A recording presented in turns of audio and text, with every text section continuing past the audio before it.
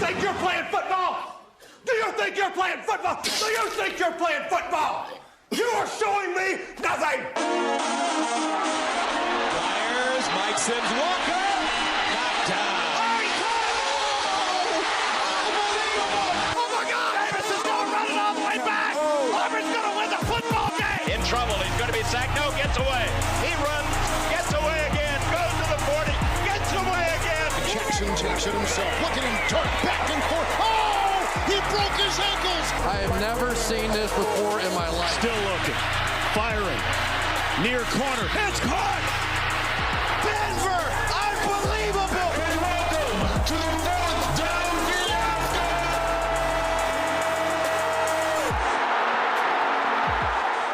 Hello and welcome to another episode of the Fourth Down Fiasco, your go-to podcast for all things football. I'm your host, the very, very depressed Barcelona fan, Jordan Pryor, and with me are the rising stars of the podcast industry, Mr. My Team Just Upset the Best Team in the League, Tanner Vinsky, and Mr. I Have the Best Defense in the ELF, Danny Weber. Say hello to the people, you winners. Hey, how's it going, loser? Not well on this side, I can tell you that much. So, as always, we do ask that you rate us 5 stars on Spotify and Apple Podcasts. It's the best way for us to be able to grow the show. Tell us where you're giving us the review from. We'd love to be able to hear that. And with that, we're going to dive into the show. We've got 2 segments for you today. First segment, we're going to do a recap of Week 3. And then in segment 2, we're going to go ahead and give you our pick'ems for next week for ELF Week 4. So, with that, Danny, would you like to go through the scores? If you insist, I can. The mighty fall in the first game of the week. The Bravos take down the Fire 22-10. The Raiders just ran all over Jordan's Dragons 63-7 with a backup quarterback that just got called up. The Seamen finally finish beating the Mercenaries 14-7. And what a game in Paris it was. Paris takes down Frankfurt, who is now 0-2. 25-22. Berlin all over Feyenoord 43-3. Vikings somehow pull out a win against the now Duncanless Panthers 16-13. And the Ravens all over Prague 51-7. Yeah. A lot of points. This week. Tanner, do you want to start us off with that Madrid Bravos Rhine Fire game? Yeah, it was actually pretty fun because I think it was at like 8 a.m. my time or like 8:30 a.m. my time. Mm-hmm. So I had to wake up real early for it, which was nice. Which I guess early isn't that early, but I'm on a goblin sleep schedule right now, being unemployed for the next week. So it was a little tough, but it was, no, it was awesome. I don't know. Madrid dominated in all facets of the game. It seemed like Ryan really couldn't get anything done. And we declared Vienna as the best defense in the league, but Madrid's pretty damn close. They are. They shut down one of the top offenses in the entire league, and I forget what Ryan's quarterback's name is. J.J. Clark. Yeah, Clark. Clark's a good player, but he looked like shit. He did. He wasn't able to get anything. And even though Tunga still had a pretty good game, it was not a great game from his standards, from what we see typically for how he plays. And I think a lot of that is just a testament to how dominant the Madrid defense is. And I think this would have been a lot more of a blowout if Helberg would have stayed in the entire game. It's a shame that he's down, but with him being down, we were able to luck into the Panthers, I guess, being too, over corrector. I don't really know how to call it. Like the quarterback carousel, baby. Yeah, Euroball chow. But yeah, this is so weird to witness. We're 3 weeks in, and like 4 teams have already decided just to switch or cut quarterbacks. Like, see you later. It's like crazy. I don't get it. Yep. But the only thing to kind of help the Fire case with their loss is they're missing their number 1 wide receiver, McKnight Jr., who is a great wide receiver, but they lost their wide receiver. Bravos lost their quarterback, and I think a quarterback's more important than a wide receiver. So it's to your point. If Helbig was in, this wouldn't have been close. And another part of that too is this was at home for Ryan. Yeah. Like this wasn't a Madrid home game. Like this was not a good look at all for the Fire. And it's going to be tough because these two teams play again in 2 weeks, I think it is. It's not the upcoming week, but it's the week after, I'm pretty sure. And if the Panthers quarterback does better than he did in Poland as he does in, Madrid, like if he does well, it's not going to be, I don't see the Rhine winning that game. Like I just don't see how the Fire could compete if it's not even at home. It's a weird look. It definitely shakes up what our preconceived notions were for the Elf coming into the season. Talk your shit, Tanner. I like that. I like that. Talk your shit. I mean, you guys brought a quarterback in who, going into week 3 before they got stuff with 13 points, were averaging 45 points a game. Mm-hmm. And I feel like Madrid is better than the Panthers. I agree.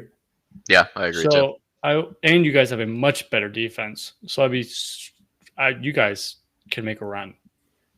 Yeah, between Patterson, that connection. Well, I guess Helbig's no longer there, but the connection that Helbig and Patterson had, hopefully that continues over whenever y'all get Duncan. But also, man, Obi had some grown man runs out there, brother. He was trucking over folks. Hey, I said to look out for him last week. Just want to say that to myself. You Pat did. myself in the back. No, I mean, this was a game where I think a lot of people going into it were like, oh, there's definitely a running back discrepancy. Tunga's a much better running back than Obi, but damn, Obi made Tunga look terrible, Like, Obi got everything we wanted and more. Obi looked amazing. He's just a big dude. For sure. 24, 150, and 2 touchdowns. And I kind of like the RB1 and 2 backfield that they have going in Madrid because it's not all on Obi. Even though he did have 24 attempts, you still had 7 attempts by Molina. And I don't think Molina's nearly to the level of like a starting Elf running back, but I think he is complimentary and does give, like when he comes in, you kind of feel like he could break a run. So I think it is great that they have that second option so Obi doesn't have to run 30 times. They can put in Molina and help out a little bit there. Yeah, and something else that I like about y'all's offense now, of course, I know that these numbers are inflated because of how much Wildcat got played once Helbig went down. But, I mean, even still, y'all still had a couple of, jet sweep plays with Patterson, utilizing your dynamic athletes and setting them up for success. And even if you're not, getting a ton of yardage off of it, because he definitely did it, especially once it switched to the Wildcat and they knew what was going on. But even before then, he didn't break any big ones off from that jet sweep, but that opens up your offense because it opens up a lot more. Yeah, because you're saying, hey, look, you've got to beat us from every angle. You can't just commit to something because as soon as you overcommit, we're going to score on you. And so I think the way that even y'all utilize Patterson in the run game too is pretty brilliant. He was also their quarterback. Yeah, that throw, he should have done all that. Yeah. Well, I mean, hey, running the read option with a wide receiver and running back, great idea. However, that one pick he had, the dude was wide open. He just underthrew by 10 yards. It was a very strange call by Rip Scherer to completely abandon the quarterback, and it was just like, fuck it, we're going to play Wildcat for the entire game. It worked, so I can't really fault him for it, but definitely if you have a look of like, all right, we're going to have you run a fade, put in your backup quarterback. Do not put in your wide receiver to throw a streak route. Like, he's not going to hit that ever. And I mean, he definitely got some air under that ball. Like, it was a pretty impressive throw for a wide receiver. But, like, he's a wide receiver. He's not going to make the open pass. Whereas when Melendez came in for that one drive, he still had a lot of zip on his passes, even though they were getting deflected and he wasn't put in the right places. He would have made that throw for that touchdown if they would have put him in the game. Or at least not throwing the pick. He wouldn't at least throw, it wouldn't have been a pick. Yeah. But hey, we've talked about teams not running out the clock. The Bravos, I think every single play clock after Helbig went down went to 0. Yep. Yeah. Like, they did not waste any second on the line of scrimmage. Understandably so. Yeah. Especially Against when- the number one team in the Elf at the time. Yeah. yeah. But also Patterson You're holding on to that lead for dear life, and then Obi broke off that big touchdown, which sealed game the sealer. game. Yeah. Yeah. But Patterson literally did everything: quarterback, running back, wide receiver, and even kick return. I do also want to give some flowers to Embry as well. 2 interceptions. Yep. He was just kind of all over the field. Also 7 tackles. My goodness, led the team in tackles too. Yeah. So defensively, that is a performance right there. 2 picks and 7 tackles. Yeah. I'll take that every week. Yeah. But yeah, going to the Fire. Yeah. Clark did not look good at all until halfway through the third quarter. I think they said his passer rating at halftime was 0 or something like that. Well, he was also under a lot of pressure too. I mean, he had to roll out a lot. He was having to step up a lot, and I don't know if he's necessarily used to that. Just because Ryan is so dominant that he looked very out of sorts because of the pressure. From the 2 weeks of Elf we've watched, he's had all the time in the world. Yep. And can do whatever he wants with that ball. And this week he couldn't. And he looked a little shell shocked out there. So, the Bravos front 7, bravo. Yeah, exactly. Definitely going to give them their flowers on that one because, Clark is a fantastic quarterback. Just sometimes you can get the best of any quarterback if you can be right up on them at all times. Football's football. Football. Any given Sunday. Well, I guess this was a Saturday, but any given weekend. Any given weekend. Any given weekend, baby. But this does mean there's not one powerhouse in the Elf this year. Apparently last year the Rhine were just kind of rolling over everyone. Mm-hmm. That also means that we have a winner in the country of Spain right now. Yeehaw. Jordan's Spain. Honorary second team. But let's briefly talk about Tyrol after their eventful week. Do we want to talk about the other Spanish team? Is that what it is? No, just Tyrol, because you guys didn't do anything. You guys didn't show up. No. And that's what frustrates me is last week we got our ass kicked by y'all, and I was like, bro, just go out there and at least play with pride. I still thought that Tyrol was going to beat us because they are a better team, but man, it was like we just gave up. It did not take long.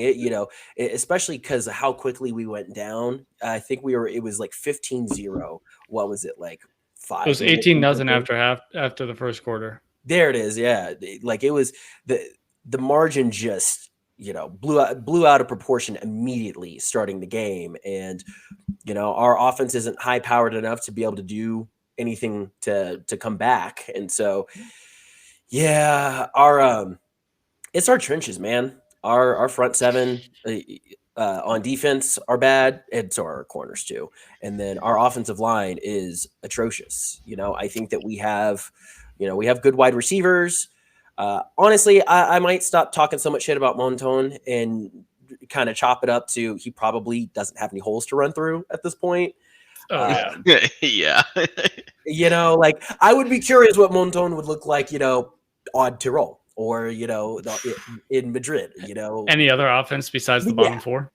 So it was a rough game. But shout out to former UNT quarterback Cason Martin, even though he only played like one game for us. Popped off 22-30, 22-30, 327, 5 touchdowns. Jeez, those are and 50 yards on the ground. I mean, he got everything he wanted and more. Yeah. Yeah. And then he got replaced immediately. 27 yards rushing. They had basically 2 100-yard rushers, an 82-yard rusher, and then Cason Martin got 50. That's wow. Yeah. Barcelona I don't know if is going to have a rough year. Mm-hmm. Very much so. Yeah, I was thinking originally whenever we got beaten by Madrid, I was like, okay, maybe Madrid was just really hyped to play us. It'll be okay. As long as we're competitive against Tyrol, we can still be a middle of the pack. We're not going to be a middle of the pack team this year. So. No. If there was a draft, you'd be fighting for number 1. But I don't know if the rushing stats are correct for Monton. 6 for 1 yards. That can't be right. I don't believe that. No, I have Oh no, that's for receiving. No, yeah, I see 6 for 1 as well. I know I mean, there was a lot of issues with stats this week. There was a quarterback that had negative yards for a little bit, which was not possible. But maybe it was 6 for 1 yards. Who knows? Mhm. But if that's the case, oh my. Yeah. Yeah, Tyrol looked very angry. Y'all looked very, very angry. So, Which is shocking after their quarterback getting cut. I know. And then Casey Martin got cut right away. Well, I thought he got sent back to their AFL team. He got released from the ELF team and sent back down to the AFL team to bring in Perry from Florida Atlantic. Yep. What a hell of an emergency QB, though. It's like, hey, we're going to call you up just for a game. We need you before we figure out how to get another AM port in here. And he's like, yeah, no, sure. For over 300 He yards. he had to have been with him. There's no way he wasn't. Yeah, maybe. Yeah. Now they've got Perry, and I'll be very interested to see what that offense looks like with him because he's.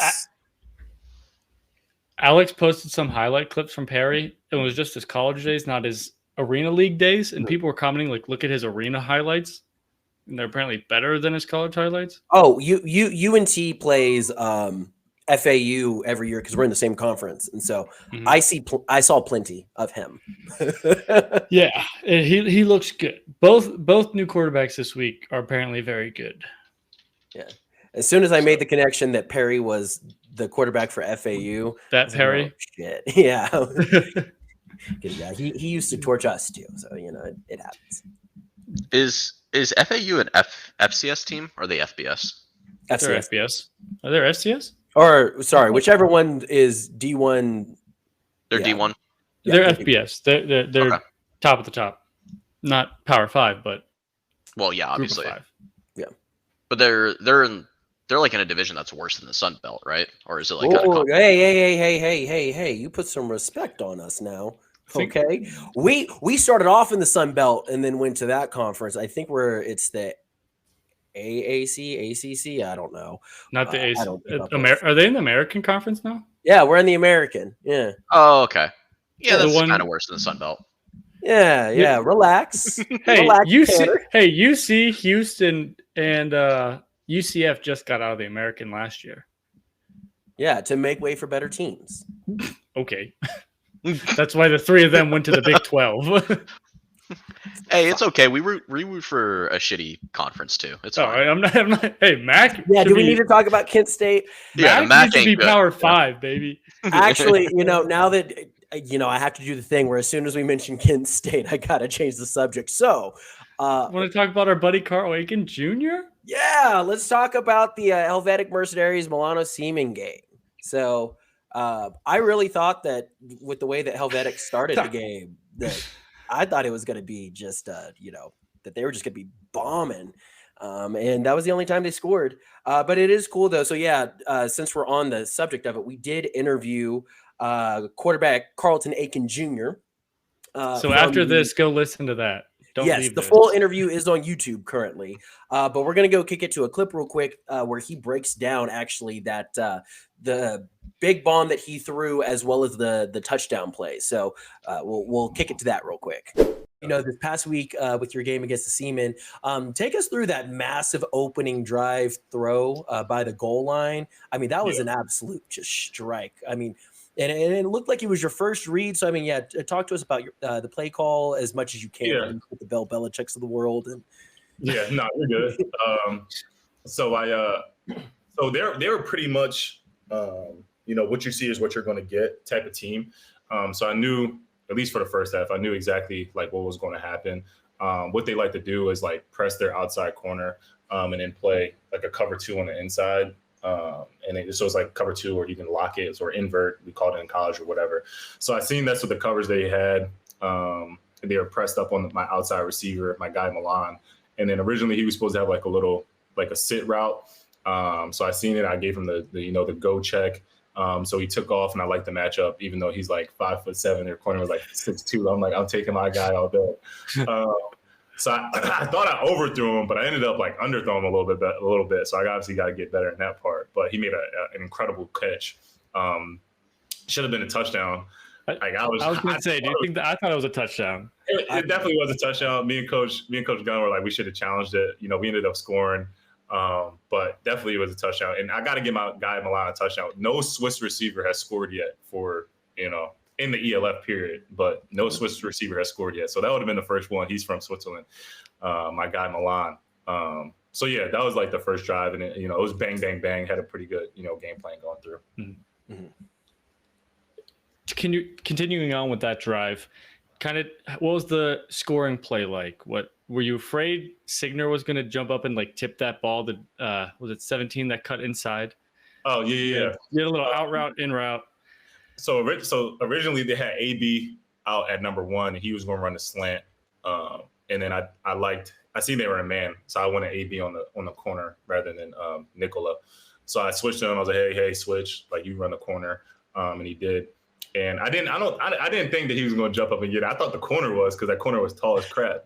But I thought the corner was, but it was a good ball. AB obviously made an incredible catch on the third down, so it was huge for us. But yeah, it was great play call by Coach Gunn. Something we installed that week, and it worked out. I really thought after that touchdown drive that they were just going to kind of walk away with it. They looked great. They were marching down the field. Mm-hmm. And he even said in his interview, he's like, our game plan was great, blah, blah, blah. We were rolling, we were going. And then he's like, at halftime, everything changed. He's like, I couldn't tell you what happened. Yeah. It was, they did the wall. Sorry.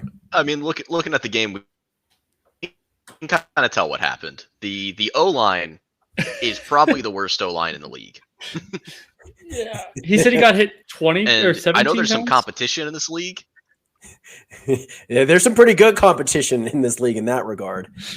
Did Tanner freeze on us? Oh, Tanner. It almost. We lost you for a minute. Ooh, am I back? Yeah, you're back. Yeah. Okay. Say your last like 2 sentences. Yeah. Say your last like 2 sentences. What were my last 2 sentences? Well, your breakdown is like, we have competition in this league, and then you cut out. For worst offensive line. Oh, okay, there we go. Yeah, so there's competition in this league for the worst the worst O-line. But Helvetic definitely made their case for being number 1 in that regard. It was awful watching that game. I mean, there was nothing they could do. The guards literally just gave up on every play. I mean, and Milano's not this like dominant defense. No, not at all. Not at all. Yeah, no. Again, they don't ever post sacks, unfortunately, or the numbers for it. But I mean, I counted at least 5 times. I was watching the short highlight, not the extended highlight, not the condensed game, the short highlight that the Elf puts out. And I think out of the 7 minutes, 4 of them were just him getting hit and taken to the ground for sacks. Yeah, no, he talked about it on the in the interview about just how hard he was getting hit. And actually one of them he quotes as the hardest hit he's ever taken in his life. Yep. So yeah, no. But shout out to our boy though, Carlton Aiken Jr. for hanging out with us. And that was cool that we got to sit down with him.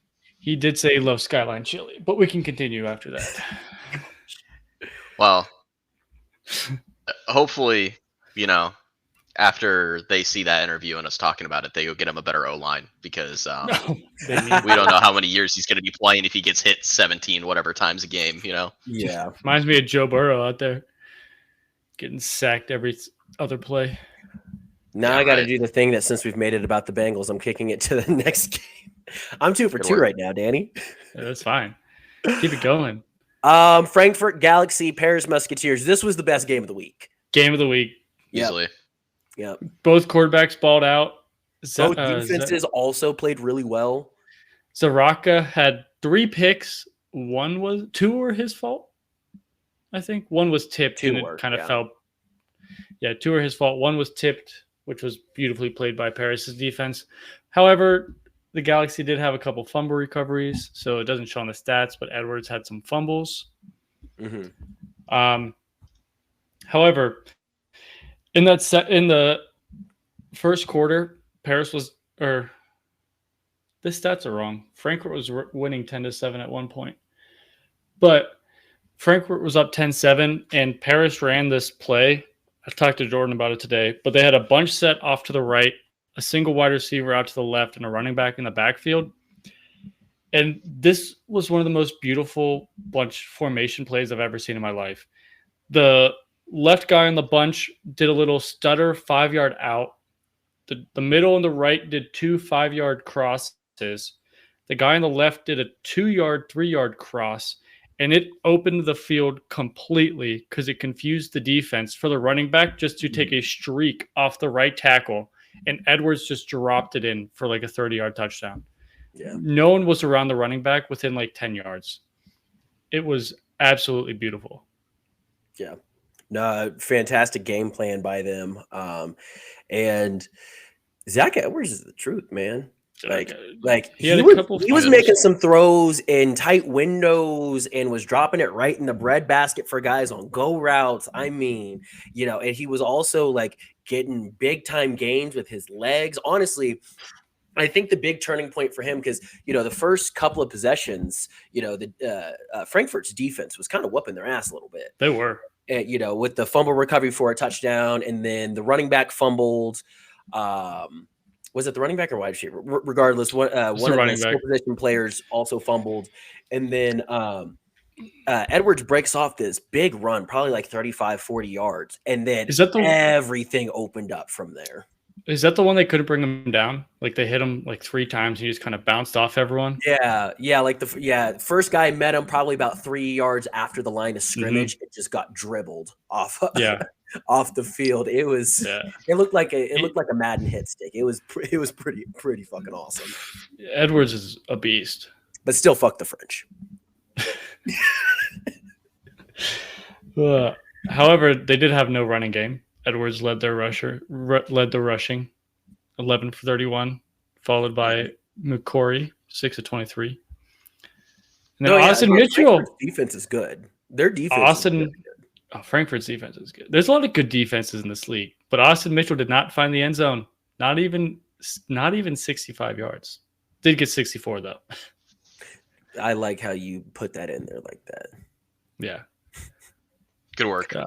Yeah, thanks. And then on the other side, the Triple Crown winner from last year found the end zone, 8 for 91 with a touchdown, and he mossed the guy. Corner of the end zone, just jumped over the dude. And then went to shake his hand afterwards, which was hysterical.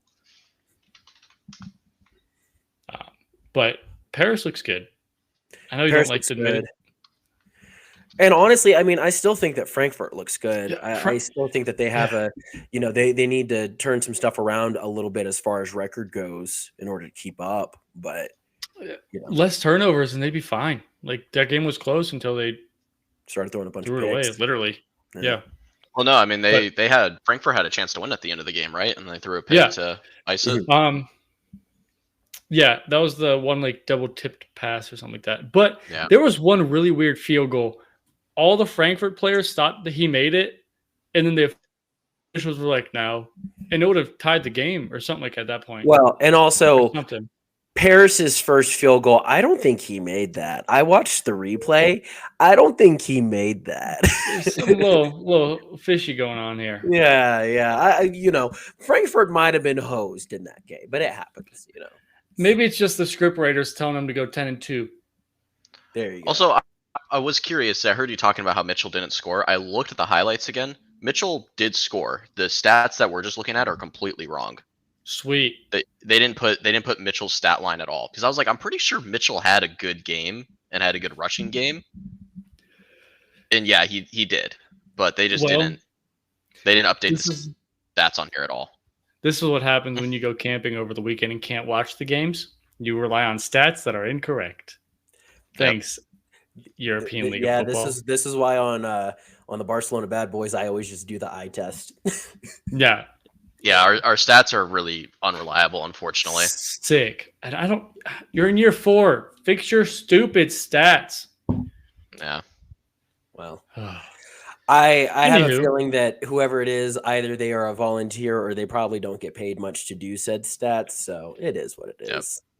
Yep. It's probably some cool German dude that we would all probably want to get beer with that does this, in between like taking care of his kids. I don't know. In between being a doctor. Yeah, in between being, yeah, Or being an a IT doctor, guy. Hey, Like get the get the like Helvetic Ryan person. Helvetic. Yeah. well, Yeah. you could get the IT guy from their offensive line to do it. Yeah. He could probably type up an algorithm real fast. Oh man, that was crazy. Whatever he told us, yeah, that Yeah, but I mean, their that wide makes His sense, center's a though. doctor.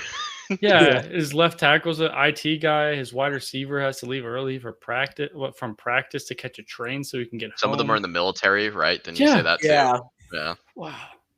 Wild. And there's a Popeyes. Yes, there is a pop, and there are black people in Switzerland. That has Very been confirmed. diverse. Pretty excited about that one. He did not say Poland though. But No, they all look like Tanner over It's there. funny when he was telling me. Hey, simmer. All right. I'm sorry. It's funny when he was talking about that story though about people looking at him weird Mhm. in Poland because obviously black dude. yeah. Pam will get that sometimes when we would go up to Idaho, like when we were living in Utah, and it was just so funny, like walking into like a grocery store or something, and you just like see everybody drop on a dime and just like start looking our way, and I'm like, all right. So Jordan, we going to Idaho? I mean, I've already been to Idaho, but Uh, I just I had lunch and that was it though. So I just enough to be able to count it. Let's talk about a team Not just a great being state. able to count themselves being in the ELF, the Fairbairn Throners. Yeah, Talks of them being relegating themselves next year. they are the worst team in the ELF, and yeah, it might be time for them to relegate themselves. I will They say need lesser competition. their starting quarterback was hurt, so they had to start their homegrown quarterback, who we all know most homegrown quarterbacks aren't going to be as good as the A imports. Just Fair. just facts.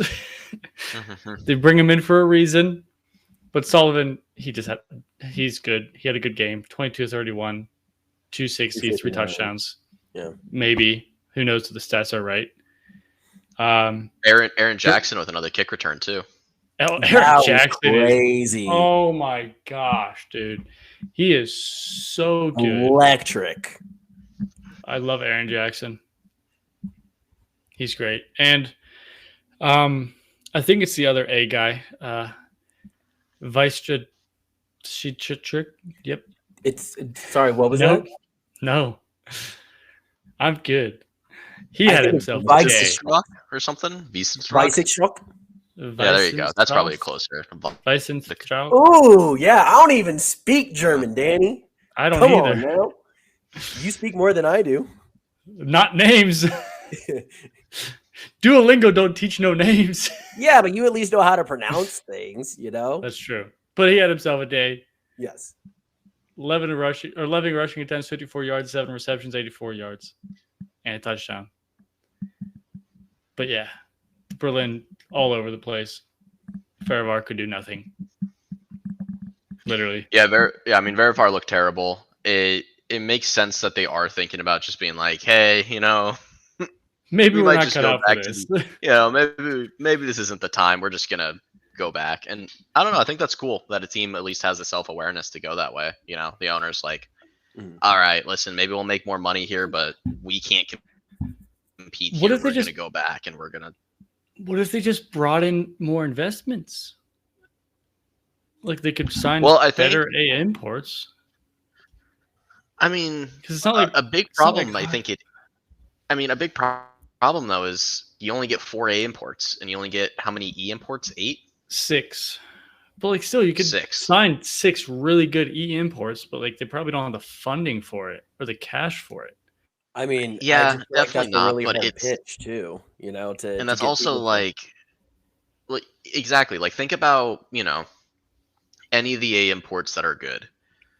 If they want to go somewhere, they're probably going to They're want to not go to going. Germany, They're not going because to all the Hungary. German teams have really good homegrown players. Mhm. So it is something that is kind of a consequence of American football not being popular in Europe, Mhm. is that the German teams are just going to have a distinct advantage because Yeah. their homegrown players are just going to be able to compete on a higher level than a Hungarian player will. And it sucks that, that's the case, but that's just how the culture is. And it is good for the league that, we're not just having a bunch of American players just take a trip over to Europe and take over. No, yeah. But it is difficult. So No, yeah. And yeah, like you said, I say the German speaking teams, because the Austrian teams are good. They can compete. We've seen it. The Vikings won the championship. The Raiders are. But I think Austria also has more of a connection to American football than No, that's what I'm does, saying. Well, I'm saying the German-speaking countries are much more ingrained in American football than any other country in Europe. That's true. Yeah. Minus Switzerland. Right? Switzerland speaks German, right? Or do they speak French? They speak like 4 languages. Yeah. 5. You probably have like the little corner next to like Tyrol, not Tyrol, Tyrol's up there, but that's tip of Austria. They probably speak a little Austrian dialect or something. Okay. But no, that's not German is not the main Swiss language. Is it French then? Probably. But I don't know. I know that they also speak Italian there too. It's a conglomerate. Yeah. I mean, that's just kind of what you have to do over there. No, yeah. But Fairbar, worst team in the league. Agreed. Berlin looks great. Yep. Yeah. Let's hop over to looking great. Vienna looks pretty fucking great. Their defense looks great. Yeah. Our offense didn't look good for sure. No, our defense is a touchdown and a sack to a safety to end the game, basically. Wow. Mm-hmm. Yeah. Actually, we had the touchdown and the sack, I think, both in the fourth quarter within the final 5 minutes of the game, which saved us. And y'all are getting a new QB as well, aren't y'all? From the Mexican League. Or the Liga. Exciting. And he's apparently really good. He won MVP, Offensive Player of the Year. He led the league this year in touchdowns, yards, passing percentage, completions. Basically every single stat he led the league in. And I saw some people talking about that this makes us an instant title contender and not just a playoff team with Shelton Epler. Is it Epler? Yeah. Yeah. Shelton Epler coming in. The Texas boy. Yeah, Texas homegrown football player. I'm excited. But the Panthers, for whatever reason, also just got rid of their quarterback, who didn't have a horrible day. 15 of 28, 112, touchdown, 2 picks, 2 sacks in the end zone, basically. It wasn't a great day, but he was averaging 45 points a game until last week. Yeah, sometimes losses happen, bad games happen. He was running for his life out there. Yeah. I mean, you can see even just by his rushing 6 attempts for -9 yards, as long as that stat's correct. He was running for his life out there though, and was just getting popped everywhere. So yeah, I thought it was odd that they cut him because he's been pretty darn good for the most part, but yeah, I am starting to think that the elf teams, they have too short of a leash. Like it's not good for the players. You shouldn't be cutting players this quickly into the season. I think if you're halfway through the season and your QB sucks, do it. You got to do what you got to do. You got to compete. But again, I know football is a business, but it sucks when it's treated as a business. These are people's careers. These are people's lives. People are moving from another country into your country to play for your team. There should be some sense of empathy here, Yeah. And for them not to even have another A import ready. Oh, I don't think he's an A import. He might be. But whoever they signed played for them 2 years ago. Yeah. It's like they were like, we tried you out for 3 games. You went 1 and 2, averaging 45 points a game, which dropped drastically after week 3. But still, it's like, come on. He's good, and the thing is it's great that they did that for me because Madrid's now going to have him, which is awesome. But he will probably be I feel bad for him. It sucks that he has to do that. He's got to move over multiple countries now because his team, he had 1 bad game. Yeah, I was messaging actually with his dad on Twitter. We were tweeting at each other, And he was like, he loved Poland. He was like, I'm flying out there next. I was supposed to fly out there next month to watch him play. He's like, now I'm flying to Spain. I'm excited about that. But he's like, he said what you said. He's like, it's a business. It's like, but it's also a sport. Like sports and business are the same. But yeah, I don't know. It's hard. It does suck. It's just, I always feel bad for people in that position. And if you want people to play for your team, you can't be the ruthless team. You can't be the team that cuts you right away, doesn't have empathy, doesn't see you as somebody who's helping the team out. Like if you're just one bad performance review out, get out of my face. Like if I'm an A import, I'm not going to Tyrol. No. That sounds terrible. It doesn't make me want to go to Poland either, even though they're owned by Poland basically. Yeah. But the Vikings defense, all over the place. We had to do with 11 tackles, 9, 8, 8, 7, 7, 7, 6, 5. Our defense was all over the field. Our front seven was ecstatic again. This defense is amazing. From the front seven to the DBs. And got 2 picks. Yeah. Like it's our whole defense, all 11, not even just the front 7. Yeah. It's like, whew. Yeah, and they're very well coached. They're very polished. Like they're one of the, we were talking about it in the first week about how kind of the big difference between level of play is a lot of these guys don't stay in their lanes for tackles. They just beeline straight to the ball, and y'all don't do that because there were a couple of times where people were trying to switch to the opposite side of the field, and then a guy who was in his lane and played it correctly then would smack him because he'd turn around and he'd be right there. And so this defense knows ball. Yes, they know ball. They were very well coached for sure. I know it'll never happen, but I wish we could see them against a college team because I feel like they're better than a college team. Definitely a D2. Because even Aiken was saying he's like, and college to this these players are men. Yeah. Whereas college they're not men. Yeah. So it's I'd be curious. They look good against at least the European teams. Yeah. But yeah, Reichel, he had a beautiful touchdown pass. Almost got picked. Turned out to be a touchdown. Why they put a guy who hasn't played football in 5 to 10 years, came out of retirement for this week. Why he was put in the game? All he did was throw a pick, basically, that almost cost us the game. I don't know. I'm not the head coach. Couldn't tell you. But hey, I'm excited for next week with Epler. From things I've heard. Oh yeah, no, Epler can sling that thing. Yeah. Well, then that takes us to Prague and Munich. This one was a beatdown. This was a beatdown. 51-7. Prague is in that lower tier, the lowest tier. Yeah, I'm no longer a closeted Prague fan. I just think Prague sucks. I don't know. You just like their logo, and they have a cool logo.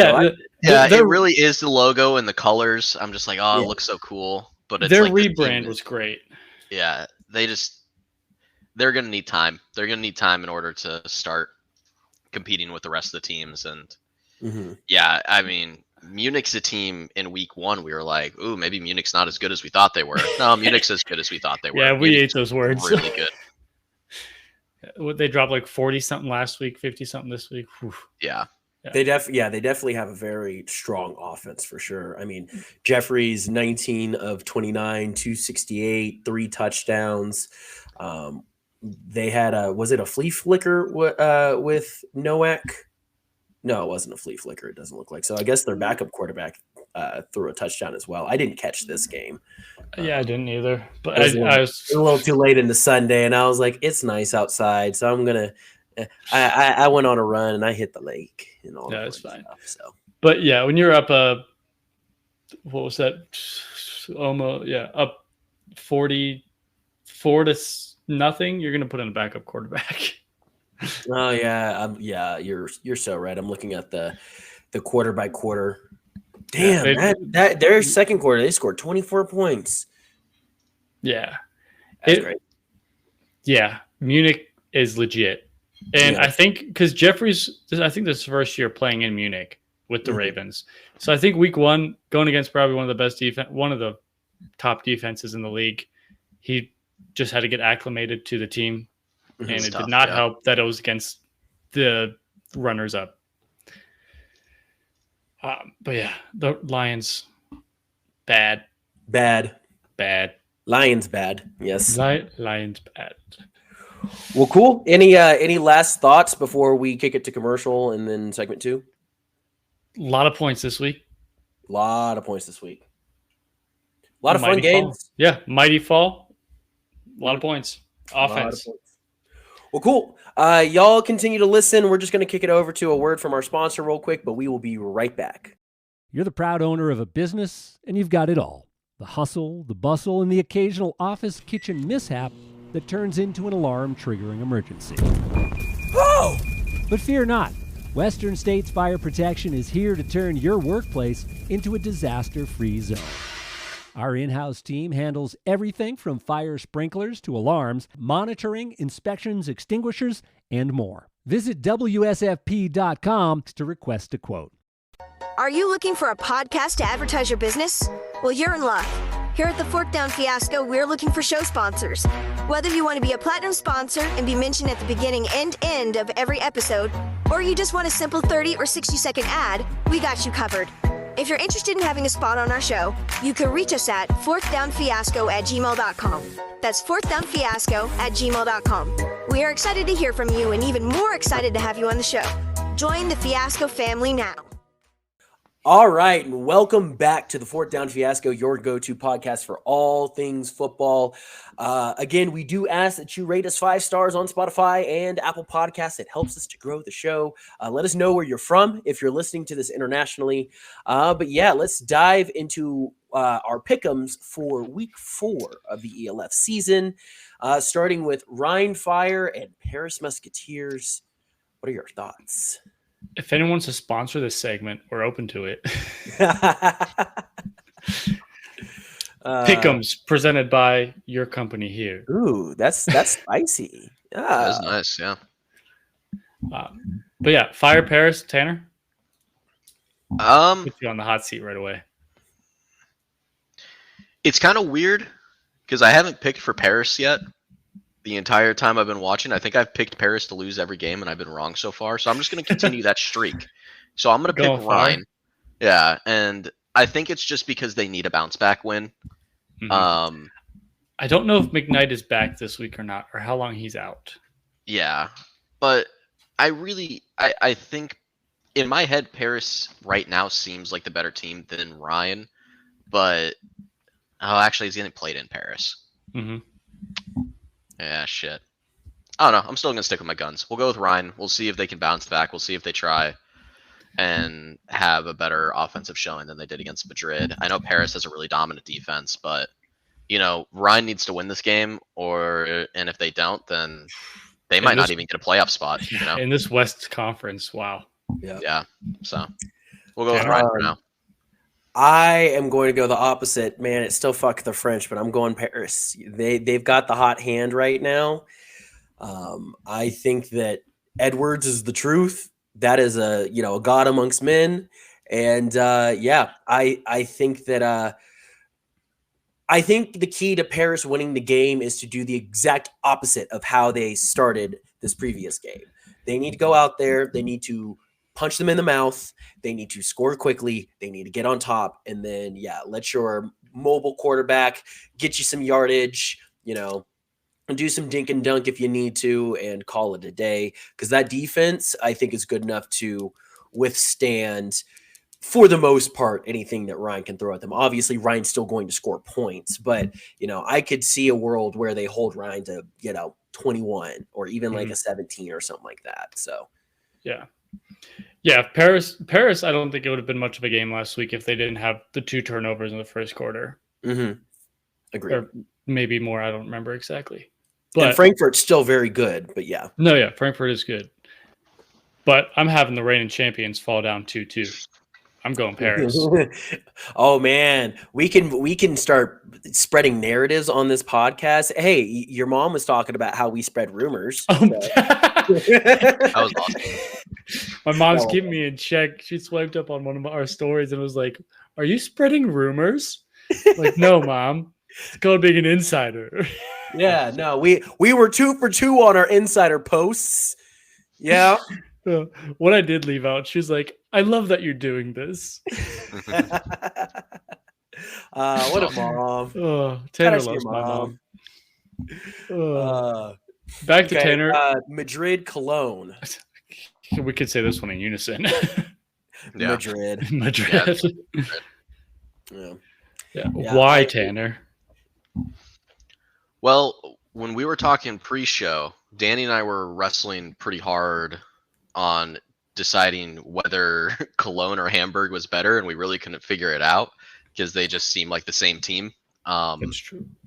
They both beat terrible teams. They both got blown out by great teams. They're both 1-1.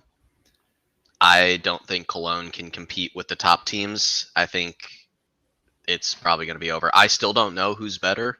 I don't know if Cologne or Hamburg's better than the other, but one of them has a quarterback named Weed, so I'll give them that advantage. But I think it's not going to be very close with Madrid. That offense will not be able to keep up with that defense. It's just going to seriously shut down.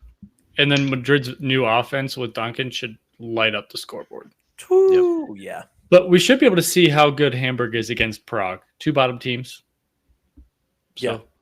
I think they've already beat Prague. Yeah. Have they beat Prague? I don't remember. But yeah, we're all going Madrid. Yeah, we're all going Madrid. I think that's a pretty easy one. Another big game of the week. I was nervous about this one until today because we got our quarterback. Thunder Vikings. Thunder are putting up lots of points. So was the Panthers, though. Jordan? It's so hard because it's the whole, like, an unstoppable force and an immovable object almost. But we said that with Vroslav, literally that exact same thing with Vroslav last week. And y'all did just enough to hit that unstoppable force in its tracks. So, yeah, I think I might go Vienna with this one. It is in Vienna. Yeah, and I think as long as Epler looks, like he understands the play calls and everything, which I'm sure that he will. He's been quarterbacking since he was a child. So, but as long as he looks comfortable, I think that y'all win this. I think it'll be semi-close, but I don't. Berlin's defense is good, but I wouldn't consider them great. Not Vikings good. Yeah, their front line is really good. But you do kind of lose some excitement in that secondary, and so I'm gonna go with Vienna on this one. Tanner, I'm in the same boat. Wrocław beat Berlin in an offensive shootout, right? Or did Berlin win that game? I always forget. Yeah, Wrocław won that game. I think. Yeah. They beat him in an offensive shootout. Wrocław wasn't able to beat the Vikings, so I don't think Berlin's going to be able to either. They do have a little bit of advantage just because maybe they'll return a kickoff or two, which would really help them a lot. But other than that, I think the Vienna defense is just too good. And then now that you're getting a better quarterback to play this week, it's going to be a really hard battle for Berlin to win. No, yeah. I like our wide receiver or our offensive weapons against their secondary with our tight end, our 3 wide receivers. And hopefully our Epler can continue his little run from the La Liga Mexican League. I don't know the exact one, the LFA or something like that. But yeah, I'm going Vienna, obviously. Fair enough. Our defense is just good. We've given up, 32 points in 3 weeks or something like that? It's very good. 37, sorry. That takes us to Helvetic Mercenaries and Barcelona Dragons. Who do y'all have? This is bad. Hey, but we will get to see our boy Carlton Aiken Jr. out there. He was saying they started practice later than everyone, and the first couple weeks were kind of like a little catch-up. So they almost beat Barcelona week 1. So I'm going Helvetic in Barcelona to take down the Dragons because I think the Dragons are just done. As long as Helvetic Mercenaries can catch a football. Yes, yeah, because they couldn't catch a cold last week, as you would say. Yeah, they literally could not. Tanner? I don't know. Maybe it'll end 0-0. It'll be a tie. It's tough. I don't know. These are 2 pretty bad teams. And Barcelona has the advantage in my head just because they've won before, but Barcelona also just lost 63-7. And like 50 something before. Yeah, it's I don't know. And they were losing to the Mercenaries week 1. But Helvetic lost to the Seamen. It's like shit, man. I don't know. Battle of the mid. They're just like not mid bad. Yeah, it's like the 08 Lions and the 016 Browns, or this. Yeah, it's tough. I'll go Barcelona. Just because they've already won once and it's at home. I think the home travel is really the only thing giving them the advantage here, though. These are 2 rough teams. This is gonna be. It should be a fun game just because of where they are in the rankings. Yeah. Jordan. I mean it's my team, and it's I'm gonna go Barcelona because we have beat Helvetic before, but there is like I do because I remember Carlton saying that, hey, I'm expecting to see you like messaging me about how mad you are whenever at halftime. Yeah, at halftime, and so I don't know, something in the back of my brain is just like, great. What if what if Carlton goes off for like 300 yards and like 3 touchdowns and like 1 on the ground too against us or something like that? I'm just like shaking my head by the end. He probably won't, but I'd love if he scores a touchdown just to scream like "F you, Jordan," just like as loud as he can to pick it up on the TV. Yeah, pick it up on the broadcast. Bro, I would. You know what? I would smile. I would love every moment of that. That'd be great. I'd be like, "Mama, I made it." They say hating gets you nowhere. Hey, look at us now. Please, hating gets you everywhere. Look at Stephen A. Smith. That's exactly. What TV show are we for the NFL? What would you base this off of? Like First Take, Pardon Our Take?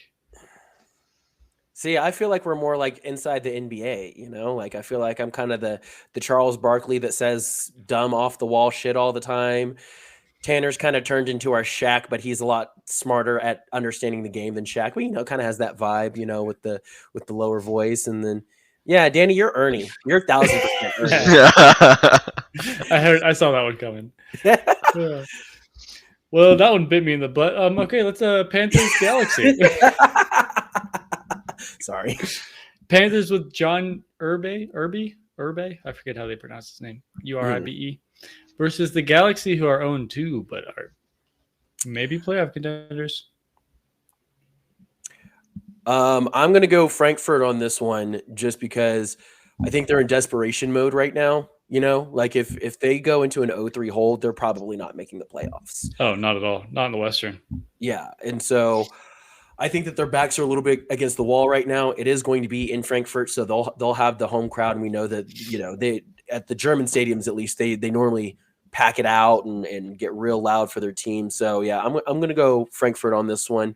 I think it'll be relatively close. I think that these teams are close in how good now that Vroslav doesn't have their starting quarterback, I don't know.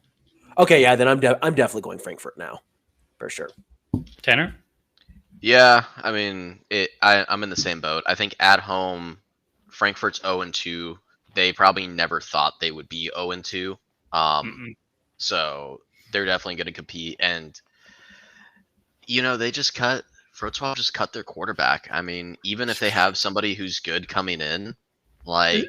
He's not the best. They cut him they replaced him for a reason in 22.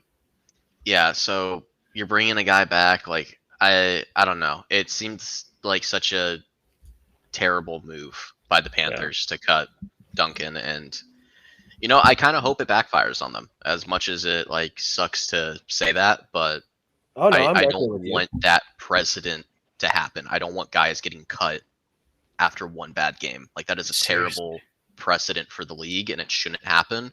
And so I, out of spite, I kind of want Wrocław to not do well this year because they gave up on their guy, and you can't give up on your guy that quick. So I'm going to go with Frankfurt. The Panthers remind me of the Lions 2 years ago. Really good offense, really bad defense. Yeah. And the Lions, didn't even make the playoffs that year. And then they just cut their quarterback. So, who knows if their offense is still going to be really good. they're not going to put up 45 points a game. And Frankfurt does have a good defense again. Like, they do. That enough. So whoever their backup quarterback is, probably going to throw picks. Well, it's not a backup. They signed him. They signed who? John Irby. Oh, Urbe. Uribe or something. I don't know. But however, let's talk about a team that could probably drop 70 points this week. The Stuttgart Surge coming off of a bye against the Milano Seamen. Yeah, Surge are about to blow them out of the water. This is going to be at home. Yeah, this is going to be the most non-competitive game this week for sure. And if it is, oof. Yeah. Oh man, could you imagine? We would definitely have to start some narratives on this show. The Seamen finally dropped more than 14 points in 3 weeks. Yeah. But yeah, no, there's no chance in hell for Milano. I'm sorry. Yeah. I'm going Surge. Jordan's going Surge. Tanner? Yeah, I'm going Surge. All right. If you weren't, I was going to be a little concerned. No. Okay. Possibly the game of the week. Ravens coming off a tear last 2 weeks. Mm-hmm. Raiders coming off a tear last week. Ravens have a quarterback they've been with. Raiders bringing in Perry in Tyrol. Jordan?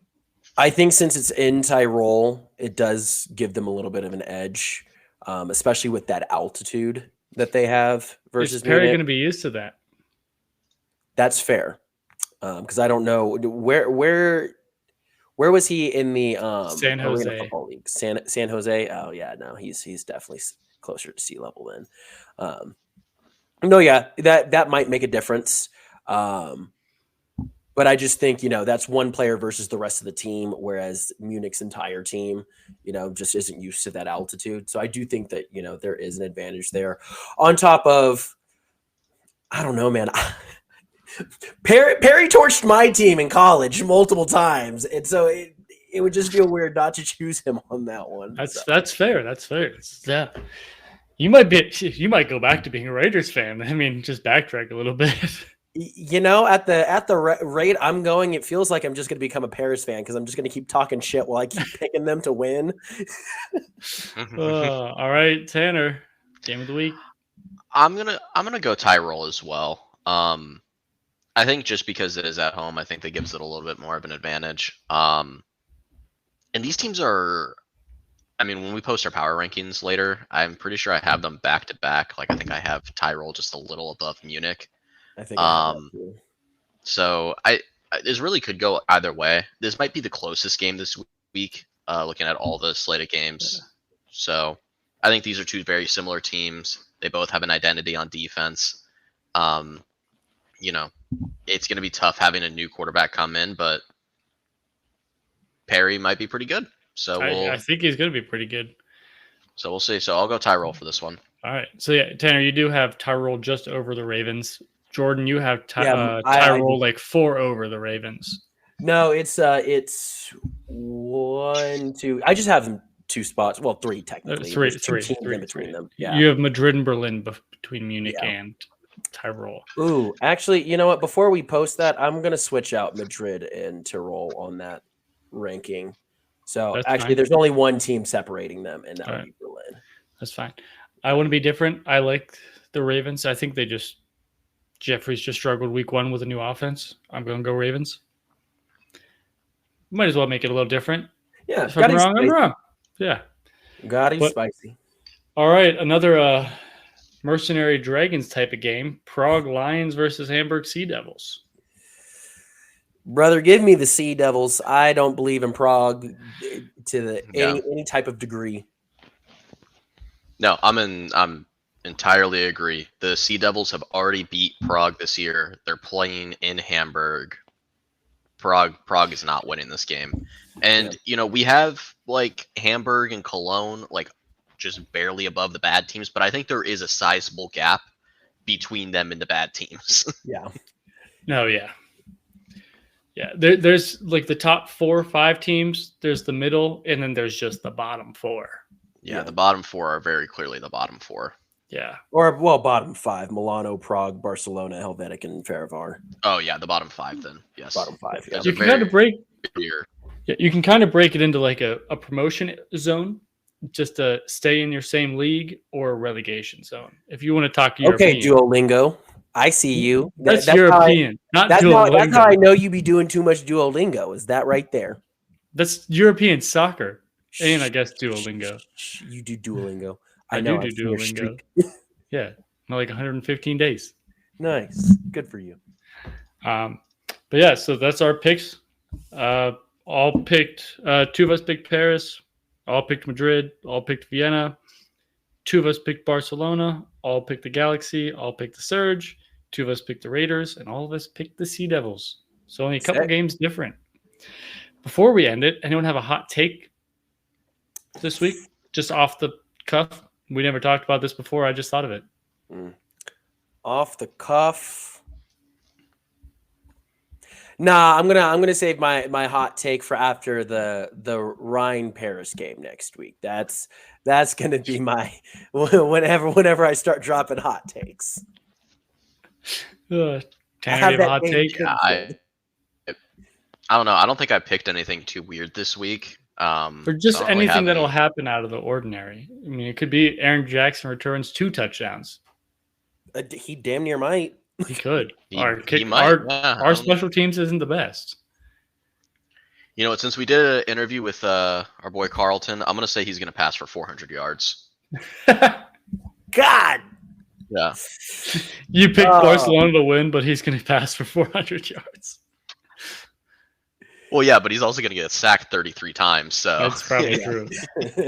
That's why he's passing for 400. He's going from end zone to end zone all the time. Back to the line of scrimmage, probably. Yeah. Yeah. But mine's not really a hot take, but I said it before. Fire's going to drop to 500. They didn't lose a game since and if they 2022. do, that's whenever I'm going to start firing out hot takes. That's fine. So I'm just waiting on that now. Yeah. All right. Well, cool. Thanks, everyone, for listening. This has been Fourth Down Fiasco. You can follow us on Instagram and Twitter, Instagram and TikTok at Fourth Down Fiasco, and then you can follow us on Twitter at @4thdown_pod. And we will be adding more Instagram content and also, some additional content on our TikTok. Oh, and yes, we have started uploading videos to YouTube too. You could just follow us there at Fourth Down Fiasco. Yeah. You don't have to do an @ sign or anything. No, Aiken Jr. is the first video on there. So yep. Besides a couple of our YouTube, there's some shorts, but the first full length video goes to our friend Carlton Aiken Jr.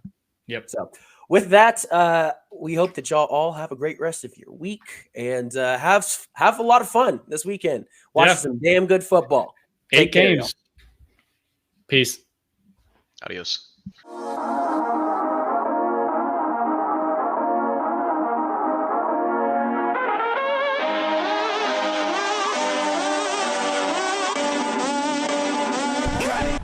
Well, I like school, and I like football, and I'm gonna keep doing them both because they make me feel good.